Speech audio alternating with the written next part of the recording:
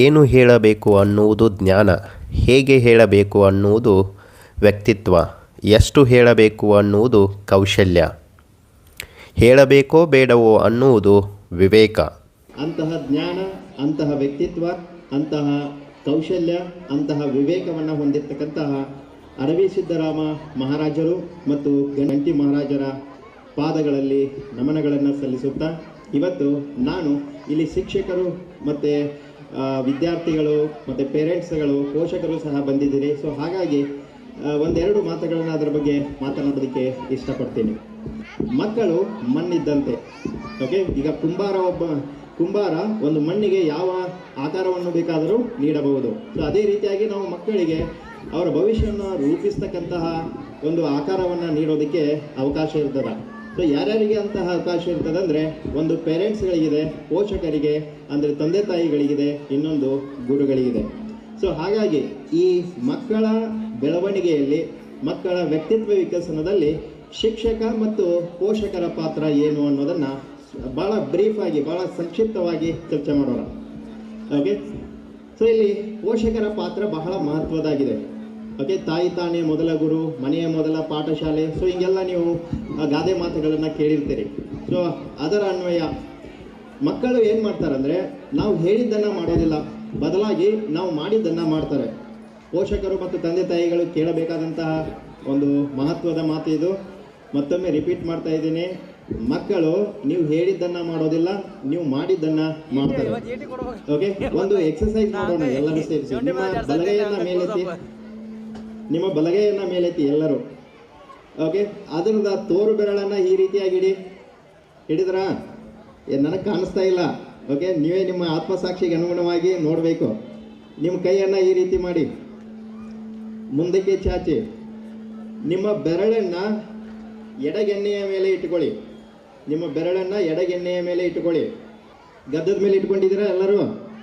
ಯಾಕಂದರೆ ನಾನು ಹೇಳಿದ್ದನ್ನು ಮಾಡಲಿಲ್ಲ, ನಾನು ಹೇಳಿದ್ದನ್ನು ಮಾಡಿಲ್ಲ, ನಾನು ಮಾಡಿದ್ದನ್ನು ಮಾಡಿದ್ದೀರಿ. ಸೊ ಇದನ್ನೇ ಮಕ್ಕಳು ಸಹ ಪಾಲಿಸುತ್ತವೆ. ಈಗ ತಂದೆ ತಾಯಿ ಇದ್ದಾರೆ ಅಂತೇಳಿ ಯಾರ್ದೋ ಒಂದು ಕಾಲ್ ಬರ್ತದ. ಕಾಲ್ ಬಂದ ತಕ್ಷಣ ಆ ಮಗುವಿಗೆ ಫೋನನ್ನು ಕೊಟ್ಟು ಏನು ಹೇಳಂತ ಹೇಳ್ತೀರಿ? ಅವರು ತಂದೆ ಮನೆಯಲ್ಲಿಲ್ಲ, ಎಲ್ಲೋ ಹೊರಗಡೆ ಹೋಗಿದ್ದಾರೆ, ಮಲ್ಕೊಂಡಿದ್ದಾರೆ, ಸುಳ್ಳು ಹೇಳೋದಕ್ಕೆ ಕಲಿಸಿಬಿಡ್ತಾರೆ. ಸೊ ಈಗ ಮಗು ಏನು ತಿಳ್ಕೊಂಡ್ಬಿಡ್ತದೆ ಅಂದರೆ, ತಂದೆ ಸುಳ್ಳು ಹೇಳ್ಬೇಡ ಅಂತ ಹೇಳ್ತಾನೆ, ಆದರೆ ನನ್ನ ಕಡೆಯಿಂದನೇ ಸುಳ್ಳು ಹೇಳಿಸ್ತಾನೆ. ಸೊ ಹಾಗಂದ್ರೆ ಮೊಬೈಲ್ನಲ್ಲಿ ಏನು ಹೇಳ್ಬೋದು? ಸುಳ್ಳು ಹೇಳ್ಬೋದು ಅಂದಂಗೆ. ಸೊ ಹಂಗಂದ್ರೆ ನೀವು ಮಾಡಿದ್ದನ್ನು ನಿಮ್ಮ ಮಕ್ಕಳು ಸಹ ಮಾಡೋದಕ್ಕೆ ಆರಂಭ ಮಾಡ್ತಾರೆ. ಸೊ ಹಾಗಾಗಿ ತಂದೆ ಒಂದು ಆದರ್ಶ ವ್ಯಕ್ತಿಯಾಗಿ ಒಂದು ಉತ್ತಮ ನಡತೆಯನ್ನು ತೋರಿದರೆ ಮಕ್ಕಳು ಅದನ್ನೇ ಅನುಸರಿಸುತ್ತವೆ. ಅದೇ ರೀತಿಯಾಗಿ ನೀವೇನೋ ಕಾರ್ನಲ್ಲಿ ನಿಮ್ಮ ಮಕ್ಕಳ ಜೊತೆಗೆ ಹೊರಟಿದ್ದೀರಿ ಅಂತೇಳಿರಿ. ಟ್ರಾಫಿಕ್ನಲ್ಲಿ ರೆಡ್ ಲೈಟ್ ಇದೆ, ಆದರೆ ಯಾವುದೇ ಟ್ರಾಫಿಕ್ ಪೊಲೀಸ್ ಇಲ್ಲ ಅಲ್ಲಿ. ಅವಾಗ ಏನು ಮಾಡ್ತೀರಿ? ಗಾಡಿಯನ್ನು ಹಂಗೆ ಹೊಡೆದು ಬಿಡ್ತೀರಿ. ರೆಡ್ ಲೈಟ್ ಇದ್ರೂ ಸಹ ಹೊಡ್ಕೊಂಡು ಹೋಗ್ತಾ ಇದ್ದೀರಿ. ಅದರಿಂದ ಮಗು ಏನು ಕಲಿತದ ಅಂದರೆ, ಯಾರೂ ನೋಡಲಿಲ್ಲ ಅಂದರೆ, ಟ್ರಾಫಿಕ್ ಪೊಲೀಸ್ ಇರಲಿಲ್ಲ ಅಂದರೆ ಏನು ಮಾಡ್ಬೋದು? ರೆಡ್ ಲೈಟ್ ಇದ್ರೂ ಸಹ ಗಾಡಿಯನ್ನು ಹೊಡ್ಕೊಂಡು ಹೋಗ್ಬೋದು ಅನ್ನೋದು ತಿಳ್ಕೊಂಡ್ಬಿಡ್ತದ.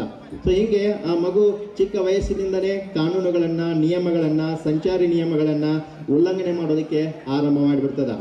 ಸೊ ಹಾಗಾಗಿ ಮಗುವಿಗೆ ಅದನ್ನು ಮಾಡು, ಇದನ್ನು ಮಾಡು ಅಂತ ಹೇಳೋದಕ್ಕಿಂತ ಮುಂಚೆ ನಾವು ಅದನ್ನು ಮಾಡಿ ಮಗುವಿಗೆ ತೋರಿಸ್ಬೇಕು. ಮತ್ತು ಇನ್ನೊಂದು, ಈ ಮೊಬೈಲ್ ಅಡಿಕ್ಷನ್ ಭಾಳ ಆಗ್ತಾ ಇದೆ. ಓಕೆ, ಎಲ್ಲ ಸಣ್ಣ ಮಕ್ಕಳು ಮೊಬೈಲನ್ನು ಹಿಡ್ಕೊಂಡು ಕುಳಿತಿದ್ದಾರೆ. ನಾನು ಫಸ್ಟ್ ಮೊಬೈಲ್ ತೊಗೊಂಡಿದ್ದು ನಾನು ಡಿಗ್ರಿಯಲ್ಲಿದ್ದಾಗ. ಈಗ ಏನೋ 1ನೇದು 2ನೇದು ಇರ್ತಾರೆ, ಅದು ಮೊಬೈಲನ್ನು ತೊಗೊಂಡು ಸ್ಕ್ರೀನ್ ಟಚ್ ಮೊಬೈಲ್ ಮತ್ತು ಅದರಲ್ಲಿನೂ ಗೇಮನ್ನು ಆಡ್ಕೋತ ಕೂತ್ಬಿಡ್ತಾರೆ.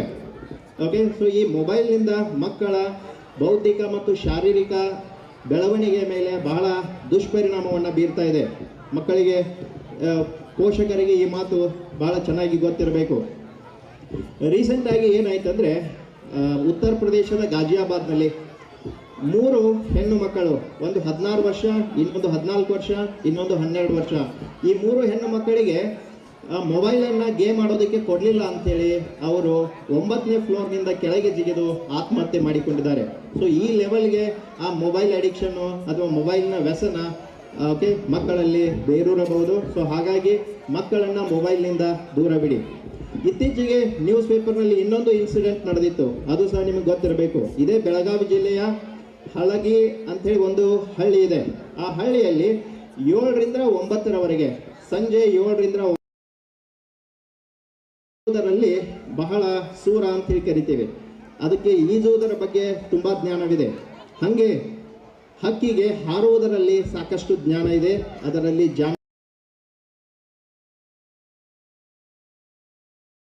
ಅಥವಾ ಮೊಬೈಲ್ನ ವ್ಯಸನ ಮಕ್ಕಳಲ್ಲಿ ಬೇರೂರಬಹುದು. ಸೊ ಹಾಗಾಗಿ ಮಕ್ಕಳನ್ನು ಮೊಬೈಲ್ನಿಂದ ದೂರ ಬಿಡಿ. ಇತ್ತೀಚೆಗೆ ನ್ಯೂಸ್ ಪೇಪರ್ನಲ್ಲಿ ಇನ್ನೊಂದು ಇನ್ಸಿಡೆಂಟ್ ನಡೆದಿತ್ತು, ಅದು ಸಹ ನಿಮಗೆ ಗೊತ್ತಿರಬೇಕು. ಇದೇ ಬೆಳಗಾವಿ ಜಿಲ್ಲೆಯ ಹಳಗಿ ಅಂಥೇಳಿ ಒಂದು ಹಳ್ಳಿ ಇದೆ. ಆ ಹಳ್ಳಿಯಲ್ಲಿ 7ರಿಂದ 9ರವರೆಗೆ, ಸಂಜೆ 7ರಿಂದ 9ರವರೆಗೆ ಯಾರೂ ಮೊಬೈಲ್ ಬಳಸುವಂತಿಲ್ಲ ಮತ್ತು ಟಿವಿಯನ್ನು ಆನ್ ಮಾಡುವಂತಿಲ್ಲ.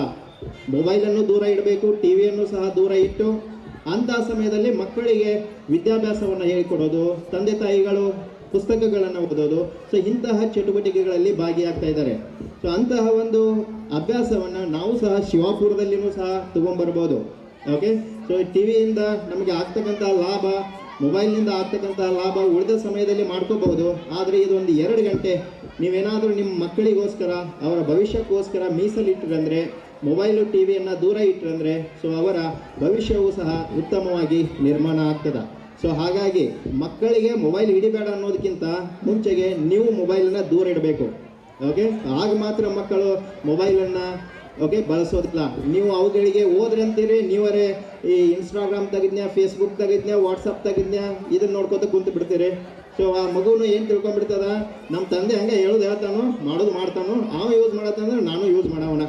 ಓಕೆ, ಸೊ ಈ ಒಂದು ಮೆಂಟಾಲಿಟಿ ಮಕ್ಕಳಲ್ಲಿ ಬೆಳೀತದೆ. ಮತ್ತು ಇನ್ನೊಂದು ಪೋಷಕರು ಏನು ತಪ್ಪು ಮಾಡ್ತಾರಂದರೆ, ಪ್ರತಿ ಮಗುವಿನ ಆ ಪ್ರಗತಿಯನ್ನು, ಅದರ ಜಾಣತನವನ್ನು ಅದು ಶಾಲೆಯಲ್ಲಿ ಎಷ್ಟು ಮಾರ್ಕ್ಸನ್ನು ಪಡಿತದ ಅನ್ನೋದ್ರ ಮೇಲೆ ಅಳೆಯೋದಕ್ಕೆ ಆರಂಭ ಮಾಡ್ತಾರೆ. 99% ಬಂದರೆ ಅವನು ಜಾಣ, 50% ಬಂದರೆ ಅವನು ದಡ್ಡ. ಸೊ ಹೀಗೆ ನಾವು ಮಾರ್ಕ್ಸ್ನ ಮೇಲೆ ಇದೊಂದು ಏನು ಅಳತೆಯನ್ನು ಮಾಡ್ತಾ ಇದ್ದೀವಲ್ಲ, ಇದು ತಪ್ಪು. ಯಾಕಂದರೆ ನಾವಿಲ್ಲಿರ್ತಕ್ಕಂಥ ಎಲ್ಲ ವ್ಯಕ್ತಿಗಳು ಬೇರೆ ಬೇರೆಯೇ ಇದ್ದೀವಿ. ಓಕೆ, ನನ್ನಂತೆ ಮತ್ತೊಬ್ಬರಿಲ್ಲ, ಈ ಮಹಾಸ್ವಾಮಿಗಳಂತೆ ಮತ್ತೊಬ್ಬರಿಲ್ಲ, ಇಲ್ಲಿರತಕ್ಕಂಥ ಹಿರಿಯರಂತೆ ಮತ್ತೊಬ್ಬರಿಲ್ಲ. ಎಲ್ಲರೂ ನಾವು ಅನನ್ಯವಾಗಿದ್ದೀವಿ, ಯುನಿಕ್ ಆಗಿದ್ದೀವಿ. ಸೊ ನಮ್ಮಲ್ಲಿ ಒಂದೊಂದು ಕೌಶಲ್ಯ ಇರ್ತದ. ನನ್ನಲ್ಲಿ ಮಾತನಾಡುವ ಕೌಶಲ್ಯ ಅದ, ಓದುವ ಕಲೆ ಇದೆ, ಗುರುಜಿಯಲ್ಲಿ ಆಧ್ಯಾತ್ಮದ ಕಲೆ ಇದೆ. ಓಕೆ, ಸೊ ಹೀಗೆ ಒಬ್ಬೊಬ್ಬ ವ್ಯಕ್ತಿಯಲ್ಲಿ ಒಂದೊಂದು ಕಲೆ ಇರ್ತದ, ಒಂದು ಕೌಶಲ್ಯ ಇರ್ತದ. ಅದನ್ನೆಲ್ಲ ಗುರುತಿಸಿ ಉತ್ತೇಜಿಸಬೇಕೇ ಹೊರತು ಎಲ್ಲರಿಗೂ ನೀನು ಆಫೀಸರ್ ಆಗು, ಎಲ್ಲರಿಗೂ ನೀನು ರೈತನೇ ಆಗು, ಎಲ್ಲರೂ ನೀವು ಗುರುಜಿಗಳೇ ಆಗಿ, ಸೊ ಈ ರೀತಿ ಒಂದೇ ಇದಕ್ಕೆ ಒತ್ತಾಯ ಮಾಡಬಾರ್ದು. ನಿಮಗೆ ಇನ್ನೂ ಚೆನ್ನಾಗಿ ಹೇಳಬೇಕಂದ್ರೆ, ಮೀನು ಈಜುವುದರಲ್ಲಿ ಬಹಳ ಸೂರ ಅಂತೇಳಿ ಕರಿತೇವೆ. ಅದಕ್ಕೆ ಈಜುವುದರ ಬಗ್ಗೆ ತುಂಬ ಜ್ಞಾನವಿದೆ. ಹಾಗೆ ಹಕ್ಕಿಗೆ ಹಾರುವುದರಲ್ಲಿ ಸಾಕಷ್ಟು ಜ್ಞಾನ ಇದೆ, ಅದರಲ್ಲಿ ಜಾಣತನ ಇದೆ. ಮಂಗನಿಗೆ ಮರ ಹತ್ತುವುದರಲ್ಲಿ ಜಾಣತನವಿದೆ, ಅದರಲ್ಲಿ ಅದಕ್ಕೆ ಕೌಶಲ್ಯವಿದೆ. ನೀವು ಮೀನಿಗೆ ಮರ ಹತ್ತಂದ್ರೆ ಹತ್ತದನದು? ಓಕೆ, ಸೊ ಪೇರೆಂಟ್ಸ್ಗಳಿಗೆ ಕೇಳ್ತಾ ಇದ್ದೀನಿ, ಮೀನು ಮರ ಹತ್ತದನ? ಇಲ್ಲ. ಮೀನು ಈಜಾಡುವುದರಲ್ಲಿ ಅದು ಬಹಳ ಅನುಕೂಲತೆಯನ್ನು ಹೊಂದಿದೆ, ಅದರಲ್ಲಿ ಜಾಣತನ ಇದೆ. ಸೊ ಹಾಗಾಗಿ ಮೀನಿಗೆ ಈಜೋದಕ್ಕೆ ಬಿಡಬೇಕು, ಪಕ್ಷಿಗೆ ಹಾರೋದಕ್ಕೆ ಬಿಡಬೇಕು. ಇಲ್ಲಿ ಮೀನು, ಪಕ್ಷಿ ಮತ್ತು ಮಂಗನನ್ನು 3 ತೆಗೆದುಕೊಂಡು ಬಂದು 3 ಈಜ್ರಿ, 3 ಹಾರಲಿ ಅಥವಾ 3 ಮರ ಹತ್ತಲಿ ಅಂದರೆ ಅದು ಆಗೋದಿಲ್ಲ. ಪ್ರತಿಯೊಂದು ವ್ಯಕ್ತಿ, ಪ್ರತಿಯೊಂದು ಮಗು ತನ್ನದೇ ಆದಂತಹ ಅನನ್ಯ ವ್ಯಕ್ತಿತ್ವವನ್ನು ಹೊಂದಿರ್ತದೆ. ಅದನ್ನು ಗುರುತಿಸಿ ಅದನ್ನು ಉತ್ತೇಜಿಸಬೇಕು. ಸಚಿನ್ ತೆಂಡೂಲ್ಕರ್ ಕೇಳಿದರೆ ಎಲ್ಲರೂ ಗಾಡ್ ಆಫ್ ಕ್ರಿಕೆಟ್ ಅಂತೇಳಿ ಕರೀತಾರ. ಅವರು 10th ನಲ್ಲಿದ್ದಾಗ ಮ್ಯಾಥ್ಸ್ನಲ್ಲಿ ಫೇಲ್ ಆದರು. ಈಗ ಅವರಿಗೂ ಅವರ ತಂದೆ ನೀನು ಓದಪ್ಪ, ಓಕೆ ನೀನು ಸಹ ಡಿಗ್ರಿ ಮುಗಿಸ್ಕೊ ಅಂತೇಳಿ ಒತ್ತಾಯ ಮಾಡಿದರೆ ಗಾಡ್ ಆಫ್ ಕ್ರಿಕೆಟ್ ಆಗೋದಕ್ಕೆ ಸಾಧ್ಯ ಆಗ್ತಿತ್ತಾನ? ಓಕೆ, ಕ್ರಿಕೆಟ್ನ ದೇವರು ಅಂತೇಳಿ ಕರಿತೀವಿ. ಅತಿ ಹೆಚ್ಚು ರನ್ಗಳನ್ನು ಬಾರಿಸಿದ ಏಕೈಕ ವ್ಯಕ್ತಿ ಜಗತ್ತಿನಲ್ಲಿ ಸಚಿನ್ ತೆಂಡೂಲ್ಕರ್. ಅದೇ ರೀತಿ SP ಬಾಲಸುಬ್ರಹ್ಮಣ್ಯಂ ಅವರು ಎಂಜಿನಿಯರಿಂಗನ್ನು ಬಿಟ್ಟು ಈ ಸಿಂಗಿಂಗನ್ನು ಅಥವಾ ಹಾಡೋದನ್ನು ಆರಂಭ ಮಾಡಿದರು. ಸೊ ಹಿಂಗೆ SP ಬಾಲಸುಬ್ರಹ್ಮಣ್ಯಂ ಆಗಿರ್ಬೋದು, ಲತಾ ಮಂಗೇಶ್ಕರ್, ನೆಕ್ಸ್ಟು PV ಸಿಂಧು ಆಟಗಾರಿಕೆಯಲ್ಲಿ, ಸಚಿನ್ ತೆಂಡೂಲ್ಕರ್, ಇವರು ತಮ್ಮಲ್ಲಿರ್ತಕ್ಕಂಥ ಒಂದು ಕೌಶಲ್ಯವನ್ನು ಗುರುತಿಸಿ ಅದನ್ನು ಪೋಷಿಸಿದ್ದಾರೆ. ಹಾಗಾಗಿ ಆ ಕ್ಷೇತ್ರದಲ್ಲಿ ಒಂದು ಉನ್ನತ ಹಂತಕ್ಕೆ ಹೋಗಿದ್ದಾರೆ. ಸೊ ಪೋಷಕರು ಮಾಡಬೇಕಾದಂತಹ ಕೆಲಸ ಏನಂದರೆ, ನಿಮ್ಮ ಮಕ್ಕಳಲ್ಲಿ ಇರ್ತಕ್ಕಂತಹ ಆ ಕೌಶಲ್ಯವನ್ನು, ಆ ಕಲೆಯನ್ನು, ಆ ಜಾಣತನವನ್ನು ಗುರುತಿಸಬೇಕು, ಅದನ್ನು ಉತ್ತೇಜಿಸಬೇಕು. ಈಗ ಒಬ್ಬೇನೋ ಕಬಡ್ಡಿಯಲ್ಲಿ ಭಾಳ ಜಾಣತನವನ್ನು ಹೊಂದಿರ್ತಾನೆ, ಅತ್ಯಂತ ಕೌಶಲ್ಯಾತ್ಮಕವಾಗಿ ಕಬಡ್ಡಿಯನ್ನು ಆಡ್ತಿರ್ತಾನಂದರೆ ಅವನಿಗೆ ಕಬಡ್ಡಿ ಆಡೋದಕ್ಕೆ ಬಿಡಬೇಕು. ನ್ಯಾಷನಲ್ ಪ್ಲೇಯರ್ ಆಗ್ತಾನೆ, ಸ್ಟೇಟ್ ಪ್ಲೇಯರ್ ಆಗ್ತಾನೆ, ಅದರಲ್ಲಿನೂ ಒಂದು ಬಾಳಿದೆ, ಅದರಲ್ಲಿನೂ ಒಂದು ಕರಿಯರ್ ಇದೆ. ಓಕೆ, ಸೊ ಹೀಗೆ ಅವರಲ್ಲಿರ್ತಕ್ಕಂತಹ ಆ ಒಂದು ಕೌಶಲ್ಯವನ್ನು ಗುರುತಿಸಿ ಅದನ್ನು ಉತ್ತೇಜಿಸಿದರೆ ಮಕ್ಕಳಿಗೂ ಹೆಲ್ಪ್ ಆಗ್ತದೆ.